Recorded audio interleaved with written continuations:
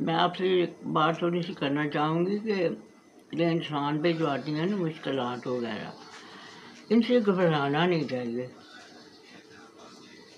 کیونکہ اللہ تعالیٰ نے قرآن میں فرمایا ہے کہ جو میں نا آزماتا ہوں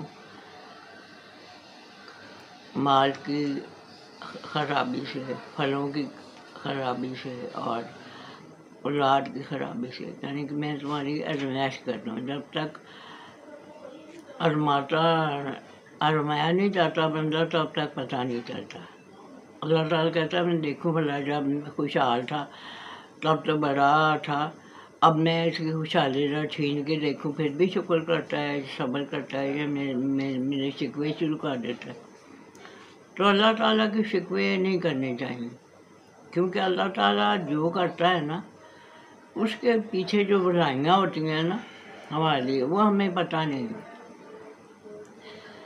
تو اللہ تعالیٰ جو ہے وہ انسان سے 70 ماؤں سے زیادہ پیار کرتا ہے اور وہ رحیم ہے، تو کبھی جس کے پاس ہے ہی رحمت وہ بھی ظلم کر سکتا ہے؟ نہیں کر سکتا، کیونکہ وہ اگر کوئی آزمائش آتی ہے، بیماری یا تنگ دستی یا کاروبار میں مندا یا جو بھی آتا ہے، وہ کچھ تو ہماری اپنی خطائیں ہوتی ہیں، اس کی وجہ سے ہماری پکڑ ہوتی ہے۔ اور دوسری یہ کہ اللہ تعالیٰ بعض دفعہ اللہ تعالیٰ سے آزمائش بھی ہوتی ہے، اولادیں بعض دفعہ بہت تنگ کرتی ہیں، یہ بھی آزمائش ہے۔ قرآن میں اللہ نے کہا کہ یہ مال اور اولاد فتنہ ہے، تو یہ فتنہ ہے۔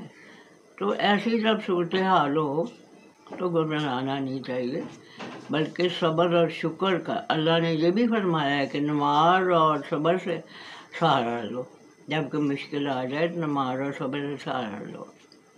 اللہ کے سوا ہے کوئی نہیں، پھر کہاں جائیں گے؟ کون سا در ہے جہاں جا کے ہم ہاتھ پھیلائیں گے؟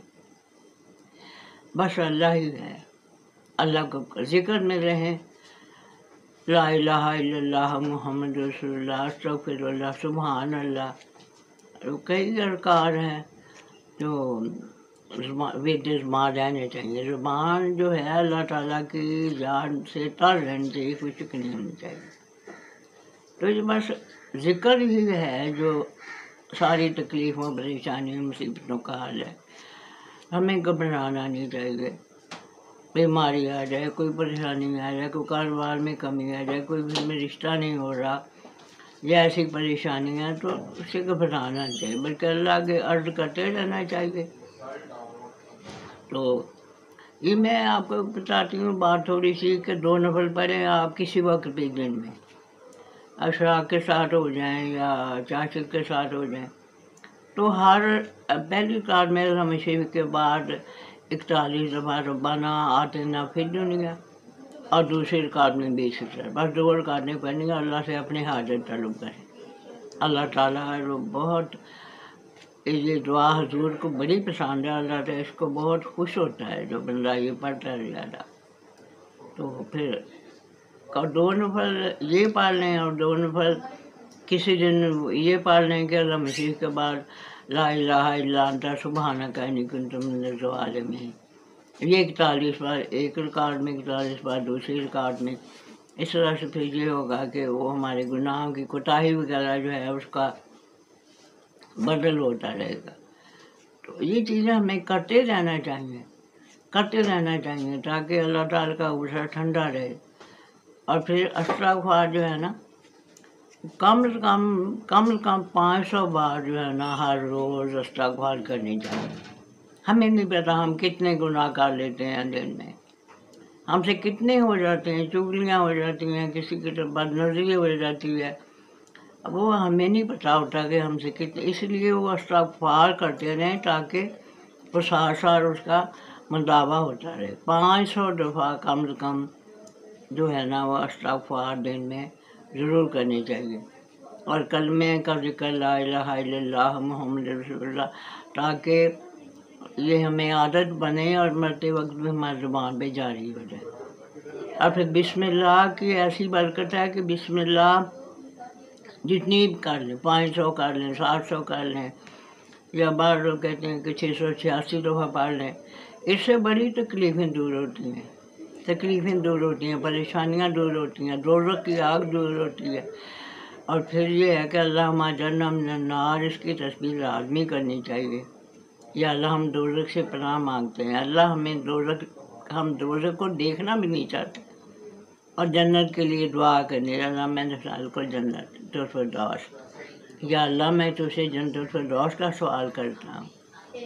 تو یہ دعائیں ہمیں اللہ پاک سے کرتے رہنا چاہیے۔ ہمارے پاس ایک دعا ہی ہتھیار ہے بس، اور تو کچھ نہیں۔ اور جتنا انسان زیادہ پرہیزگار تقوی والا ہے، اتنی اس کی روایت بھی زیادہ آتی ہے۔ اب دیکھیں حسن حسین جنت کے سردار تھے، جنت کے سردار، اور کتنی بڑی آزمائش، کتنی بڑی آزمائش۔ اور نبی کریم صلی اللہ علیہ وسلم دیکھیں کس طرح ساری زندگی انہوں لوگوں نے تنگ کیا ہے، کتنی ساری زندگی ان کی آزمائش میں گزری۔ وہ ماتھے پہ ان کے تیوری بعض دفعہ ہوتی تھی تو صحابہ کرام کہتے یا رسول اللہ صلی اللہ علیہ وسلم آپ کے ماتھے پہ تیوری کیوں ہے؟ کہتے ہیں آپ نے فرمایا جواب دیا، یار مجھے فکریں تھوڑی ہیں، وہ انہی کے بارے میں، بس اپنی امت کے بارے میں سوچتا رہتا ہوں، آپ لوگوں کے بارے میں، پھر لڑائیوں جھگڑوں کے بارے میں، یہی تو ہے۔ میں کیا کروں پھر، مجھے سوچیں بہت ہیں۔ تو یہ ہے کہ ان کے وہ ہمارے لیے نمونہ ہے۔ تو آپ صلی اللہ علیہ وسلم نے ہر جگہ نہ کسی کی لڑائی کا کبھی جواب دیا، نہ کسی کو کبھی بد دعا دی، جو بھی کسی نے کہہ دیا بس صبر اور برداشت، یہ سبق انہوں نے دیا ہمیں۔ اور یہ ان کا چچا کہتے ہیں جو بھی دل کیسے نہیں کرتا، میں آپ کا صبر، بس صبر ہے۔ تو یہی ہمیں سبق ملا ہے کہ ہم دنیا میں ہمارے ساتھ جو بھی ہوتا ہے، کوئی میں برا کہتا رہے، ہمیں اس پہ کسی برائی میں یہ نہیں کرنا چاہیے کہ ہاں تو اس نے ایسا کیا تو میں اسے دوگنا کرنا ہی، بس اس نے اپنا مال نامہ خراب کیا، آپ کو کیا ضرورت ہے اپنا مال نامہ خراب کرنے کی، معاف کر دو بس۔ نہیں معاف کرنا تو خاموشی اختیار کر لو، بس اس لڑائی کا جواب لڑائی سے نہ دو۔ یہ ہونا چاہیے ہمارا اخلاق، کیونکہ ہمارے نبی نے یہی بتایا۔ تو نبی پاک صلی اللہ علیہ وسلم کا فرمان جو ہے وہ اللہ کا ہے۔